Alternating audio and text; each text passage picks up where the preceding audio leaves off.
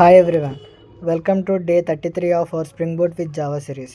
Previous వీడియోలో మనం get mapping annotation గురించి నేర్చుకున్నాం. ఈరోజు మనం పోస్ట్ మ్యాపింగ్ యానోటేషన్ గురించి తెలుసుకుందాం. ఫస్ట్ పోస్ట్ మ్యాపింగ్ అంటే ఏంటి? సింపుల్గా చెప్పాలి అంటే పోస్ట్ మ్యాపింగ్ అనేది న్యూ డేటాని అప్లికేషన్కి రిసీవ్ చేసి డేటాబేస్లో సేవ్ చేయడానికి యూస్ చేసే యానోటేషన్. ప్రీవియస్ వీడియోలో మనం గెట్ మ్యాపింగ్ డేటాని ఫెచ్ చేయడానికి యూజ్ చేస్తామని చూసాం. కానీ పోస్ట్ మ్యాపింగ్ న్యూ డేటాని క్రియేట్ చేయడానికి యూజ్ చేస్తాం. సింపుల్ ఎగ్జాంపుల్తో చూద్దాం. సపోజ్ మన అప్లికేషన్లో స్టూడెంట్ మేనేజ్మెంట్ సిస్టమ్ ఉంది అనుకోండి. ఒక న్యూ స్టూడెంట్ జాయిన్ అయ్యాడు. ఆ స్టూడెంట్ డీటెయిల్స్ అప్లికేషన్కి పంపాలి. యూజర్ స్టూడెంట్ డీటెయిల్స్ ఫిల్ చేసి సబ్మిట్ బటన్ క్లిక్ చేస్తాడు.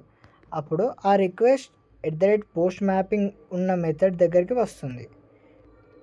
పోస్ట్ మ్యాపింగ్ ఆ డేటాని రిసీవ్ చేసి సర్వీస్ క్లాస్ని కాల్ చేస్తుంది. సర్వీస్ బిజినెస్ లాజిక్ని ఎగ్జిక్యూట్ చేస్తుంది. అప్పుడు రిపాజిటరీ డేటాబేస్లో ఆ స్టూడెంట్ డీటెయిల్స్ని సేవ్ చేస్తుంది.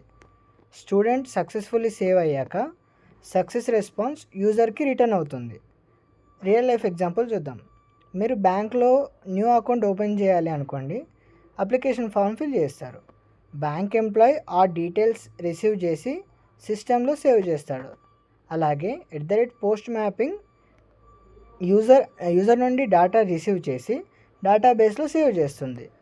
సింపుల్గా గుర్తుపెట్టుకోండి. గెట్ మ్యాపింగ్ అంటే డేటాని రీడ్ చేస్తుంది. పోస్ట్ మ్యాపింగ్ అంటే it creates new data.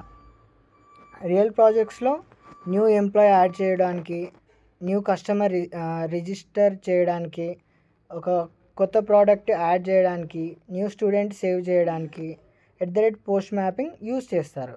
Next వీడియోలో మనం పుట్ మ్యాపింగ్ అనోటేషన్ గురించి నేర్చుకుందాం. అండ్ ఇంకా ఎగ్జిస్టింగ్ డేటాని ఎలా అప్డేట్ చేయాలో చూద్దాం. Thank you. Follow for more updates.